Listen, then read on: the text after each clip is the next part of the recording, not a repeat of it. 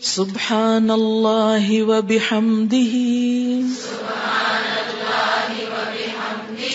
عدد خلقہ ورضا نفسہ وزنة عرشہ ومداد کلماتہ. سبحان اللہ، پاک ہے اللہ، وبحمدہ، اور اس کی تعریف کے ساتھ، یعنی میں اس کی پاکی بیان کرتی ہوں. عدد خلقہ، اس کی مخلوق کی تعداد کے مطابق، کے برابر. عدد گنتی، تعداد.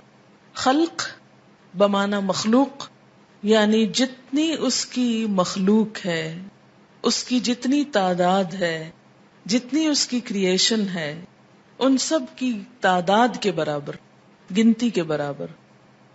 وردا، اور رضامندی، نفس ہی، اس کے نفس کی، یعنی اس کے نفس کی یا اللہ تعالی کی ذات جس چیز پہ راضی ہے اور جتنی تعریف پہ راضی ہے اتنی تعریف کرتی ہوں.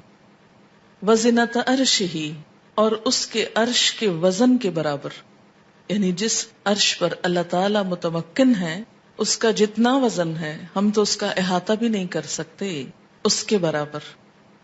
ومدادا، اور سیاہی، کلمات ہی، اس کے کلمات کے لکھنے کی، یعنی قرآن پاک میں آتا ہے کہ اگر سارے سمندر سیاہی بن جائیں اور اتنے ہی اور بھی، اور سارے درخت قلمیں بن جائیں اور اللہ کے کلمات، اس کی تعریف لکھی جانے لگے تو سارے سمندر خشک ہو جائیں، لیکن اللہ کی باتیں کبھی ختم نہ ہوں. تو اس لیے اس کے کلمات یا اس کی باتیں لکھنے کے لیے جتنی سیاہی چاہیے اس کے برابر. یہ مسنون تسبیح ہے اور بہت ہی خوبصورت. چند لفظ ہیں لیکن ایک بندہ مومن کے دل کے اندر اللہ تعالی کی محبت کے لیے، اس کی عظمت بیان کرنے کے لیے جو اس کے جذبات ہیں اس کی ایک عکاسی ہے. اب دیکھیں کہ اللہ تعالی کی ذات جتنی بلند ہے اور اس میں جتنی خوبیاں ہیں ان کا احاطہ کرنا ہم جیسے کم عقل اور حقیر انسانوں کے لیے ممکن ہی نہیں. نہ وہ ہماری عقل میں سما سکتا ہے، نہ ہمارے تصور میں، اور نہ ہی ہماری اتنی زندگی ہے، نہ ہماری اتنی قوت ہے، نہ اتنی طاقت ہے، مجال ہے کہ ہم واقعی اس کی تعریف کا حق ادا کر سکیں.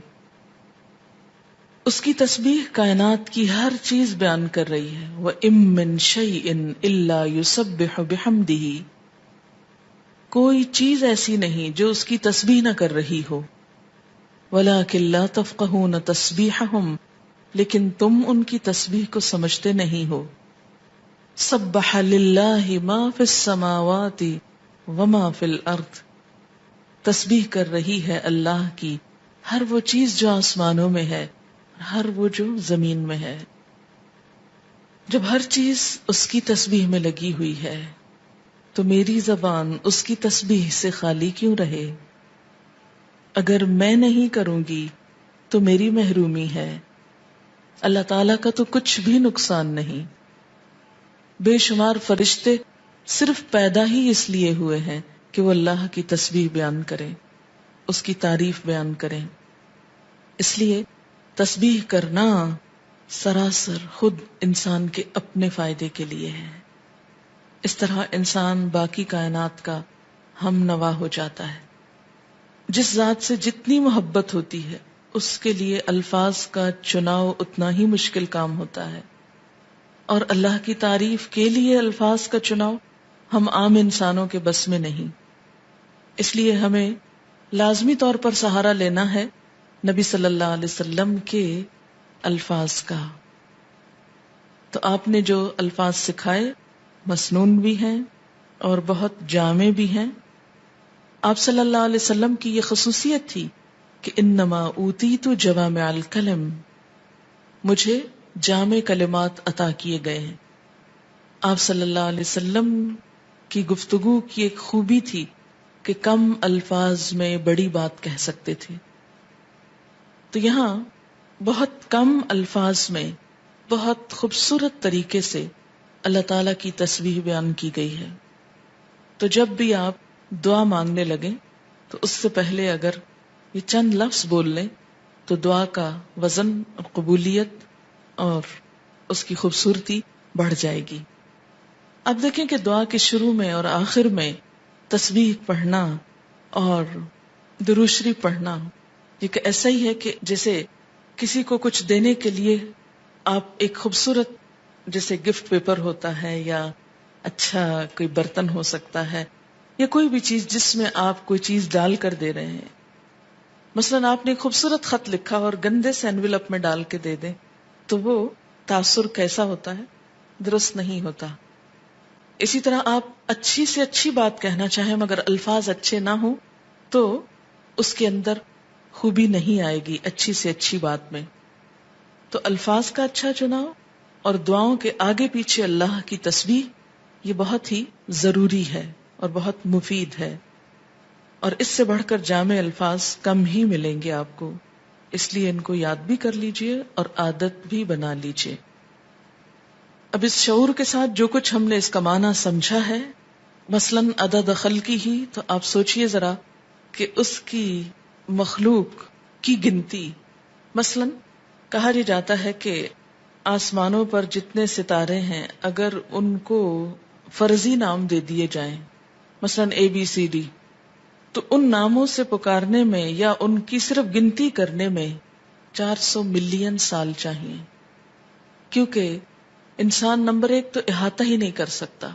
اور اگر صرف گننے لگے ان کو، صرف ستاروں کو، ابھی زمین کے ذرات کو نہیں، ریت کے ذرات کو نہیں، اگر آپ میں سے ہر ایک کو پورا کراچی شہر مثلاً سمندر کے کنارے پہنچ جائے اور ایک ایک گلاس ریت کا اٹھا کر اس کو دے دیا جائے ہر شخص کے کہ اس کے ذرات گنو، تو میرا خیال ہے کہ صرف وہ ذرے گننے میں اس کو کئی سال لگ جائیں، ایک عمر بیت جائے. تو ہم نہ تو یہ ذرات گن سکتے ہیں، نہ یہ ستارے گن سکتے ہیں، اور نہ ہی ہماری اتنی عمر ہے. تو یہ ایک تسبیح لے کہ اگر ہم چند دفعہ سبحان اللہ کہہ بھی دیتے ہیں تو اس سے حق نہیں ادا ہوتا. سارا دن بھی بیٹھ کے تسبیح پڑھیں تو مت کبھی سوچیں کہ ہم بڑے عبادت گزار ہو گئے اور بہت کچھ کر لیں، کچھ نہیں کیا. کبھی اپنی عبادت کا انسان کو غرور نہیں آنا چاہیے، نہ کبھی عبادت کے تکبر میں مبتلا ہوں، کیونکہ ہم اللہ کا حق ادا کر ہی نہیں سکتے. تو پھر جب انسان یہ کہتا ہے عدد خلق ہی، تو گویا وہ سب کچھ گنا گیا جو آپ ویسے نہیں گن سکتے. لیکن شرط یہ کہ دل سے کہیں عدد خلق ہی ورضا نفس ہی، اتنی تسبیح جس پہ وہ راضی ہو جائے، بس مجھے اس کو راضی کرنا ہے. میں جب تک تسبیح کروں گا جب تک وہ راضی ہو جائے، اس کی رضا کے برابر. وزنۃ عرشہ، اور وزن میں اس کا عرش، اس سے وزنی کوئی چیز نہیں، اور اس کے کلمات لکھنے کی سیاہی کے برابر. وہ کتنی ہے اس کا احاطہ بھی ہم نہیں کر سکتے. اب آپ دیکھیں لیکوڈ بھی آ گیا اور ایبسٹریکٹ چیز بھی آ گئی اور ٹھوس چیز بھی آ گئی، یعنی ہر چیز کا ایک طرح سے احاطہ کیا گیا. اب اس تصور کے ساتھ تسبیح پڑھی، سبحان اللہ و بحمدہ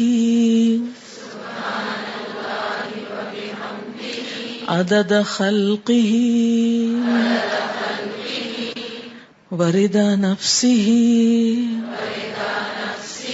وزنۃ عرشہ ومداد کلماتہ